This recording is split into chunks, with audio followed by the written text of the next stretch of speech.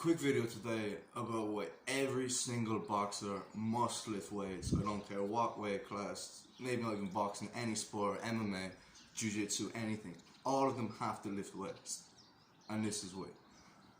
It's not the reason you think. It's not just, oh yeah, you'll get stronger, you're gonna hit harder, sure. You know that already, but the whole reason I'm stressing it so much is that it improves every single facet of your boxing, whether it be footwork, defense, anything. Even listen, what is technique? All technique is a demonstration of strength and power, whether that be moving around the ring, defense, anything I just said.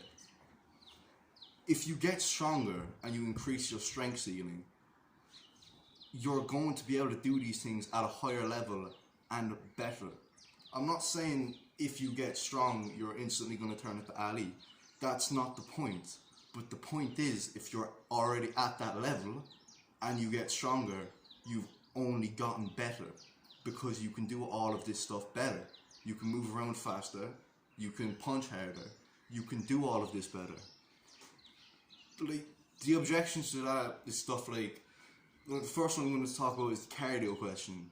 They're saying, yeah, that's fine, I understand that, but fitness is really important, and if I get big muscles, that's more oxygen, more stuff has to be pumped in, I'm going to get tired quicker. Yeah, that sounds fine in theory, but boxing isn't fought in theory, it's fought in the ring. All of that is going to be offset by getting stronger. This is because, like, what is a punch? I just said demonstration of strength and power. I'm moving here, I'm throwing punches, bigger muscles, or I'm getting tired easier. But not necessarily. If I've also gotten stronger, every one of these demonstrations is more submaximal. If we take it directly to lifting weights, the guy who can bench press 100 kilos can bench 40 kilos more times than the guy that benches 45 kilos. Duh. If that hasn't convinced you already, that hasn't offset it, you're thinking, oh yes, that sounds fine, but there's rugby players that come into my gym, they're big and strong, they get gassed after one round. That's because they're not in shape to fight.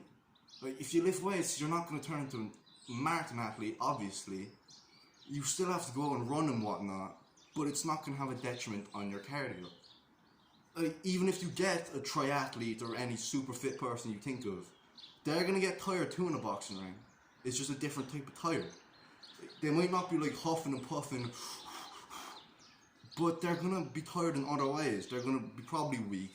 Their shoulders going to be all sore and stiff. They're going to be dropping their hands. Their chin's going to be put up because they all have little pencil necks.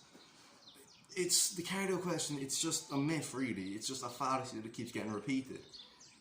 And the second thing is, the whole appeal to tradition. Oh, Foreman never lifted weights.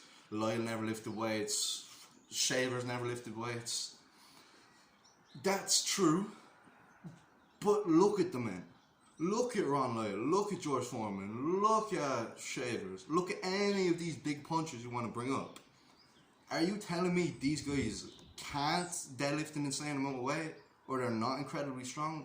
Of course they are. Whether or not you've ever seen them deadlift 600 pounds is irrelevant. Look at the actual size of these people. They're capable of doing it.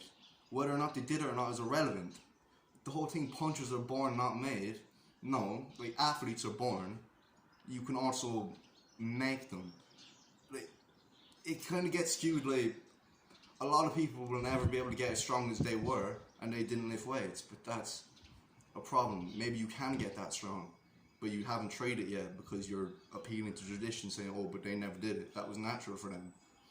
It was natural for them. They were born that way, but it doesn't mean you can't get that way. If you match their degree of athleticism, it would just take you a lot more work. The second thing is, then people will be like, oh yeah, sure, they're grand. I understand that point, but then what about Wilder? Look at Wilder, he's tiny arms, or his tiny legs, tiny little skinny calves, or they go into lighter weight classes, which is a separate issue. Like, Wilder is incredibly muscular, just in the right places. Like, yeah, he has skinny arms, but what do your arms do? They flex the elbow and they extend the elbow. That's not where the power comes from in a punch. Look at the man's back. It's insanely wide. That's where the torque comes from. You're not pushing when you're punching. It's the pull from the back. See here, if I punch you here, I'm turning my foot. You can't see my foot. I don't know how to have two cameras set up. Can't see my foot. I'm punching. Doesn't look particularly powerful.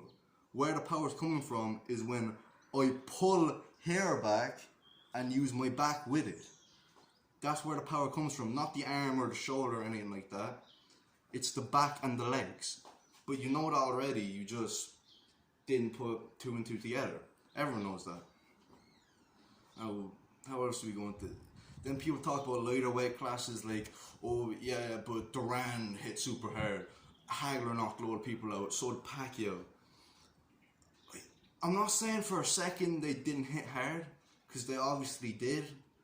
But show me the video of Duran one punch just cracking a guy out cold. You can't find it.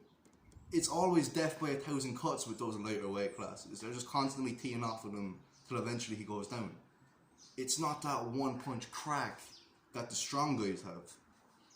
Like, there's freaks as well, like Julian Jackson. I can't really explain that. But those freaks are such the exception. The only one I can think of is Julian Jackson.